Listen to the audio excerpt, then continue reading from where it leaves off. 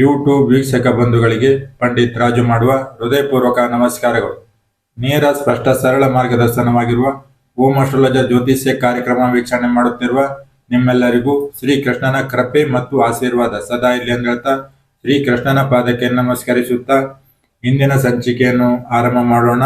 ಇಂದಿನ ಸಂಚಿಕೆಯಲ್ಲಿ ಮೊಬೈಲ್ ಸಂಖ್ಯೆಯ ಕೊನೆಯ ಸಂಖ್ಯೆ 2 ಇದ್ದಲ್ಲಿ ಆ ವ್ಯಕ್ತಿಯ ಅದೃಷ್ಟ ಹಾಗೂ ಆ ವ್ಯಕ್ತಿಯ ಗುಣ ಸ್ವಭಾವವನ್ನು ಈ ಒಂದು ಸಂಚಿಕೆಯಲ್ಲಿ ತಿಳಿದುಕೊಳ್ಳೋಣ.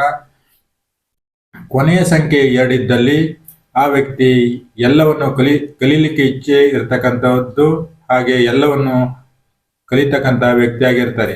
ಆ ವಿಚಾರ ಈ ವಿಚಾರ ಅಂತಕ್ಕಂಥದ್ದಿಲ್ಲ, ಯಾವುದು ತಮ್ಮಲ್ಲಿ ಬರ್ತಕ್ಕಂಥದ್ದು ಆ ವಿಚಾರ ಸಂಪೂರ್ಣವಾಗಿ ಕಲಿತಕ್ಕಂತಹ ವ್ಯಕ್ತಿಯಾಗಿರ್ತಾರೆ.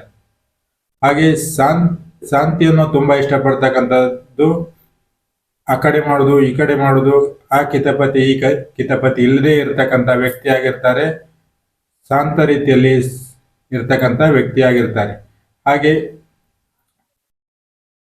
ಮೊಬೈಲ್ ಸಂಖ್ಯೆ ಕೊನೆಯ ಸಂಖ್ಯೆ 2 ಇದ್ದವರು ಜೀವನದಲ್ಲಿ ಮುಂದೆ ಆಗ್ತಕ್ಕಂಥ ವಿಚಾರ ತಿಳಿತಕ್ಕಂಥದ್ದಾಗಿರ್ತದೆ.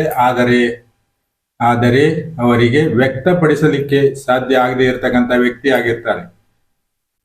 ಮತ್ತೆ ಕೊನೆಯ ಸಂಖ್ಯೆ 2 ಇದ್ದಲ್ಲಿ ಅವರ ಮನಸ್ಥಿತಿ ಕ್ಷಣಕ್ಕೂ ಬದಲಾಗ್ತಕ್ಕಂಥದ್ದು. ಬೆಳಿಗ್ಗೆ ಇದ್ದಿದ್ದು ಮಧ್ಯಾಹ್ನ ಇರದೇ ಇರ್ತಕ್ಕಂಥದ್ದು, ಮಧ್ಯಾಹ್ನ ಹೇಳ್ತಂತ ವಿಚಾರ ಸಂಜೆ ಬೇರೆ ಆಗ್ತಕ್ಕಂಥದ್ದು, ಸಂಜೆ ಹೇಳಿದಂತ ವಿಚಾರ ರಾತ್ರಿ ಬೇರೆ ಆಗ್ತಕ್ಕಂಥ ಗುಣವನ್ನು ಇರ್ತಕ್ಕಂಥ ವ್ಯಕ್ತಿಯಾಗಿರ್ತಾರೆ.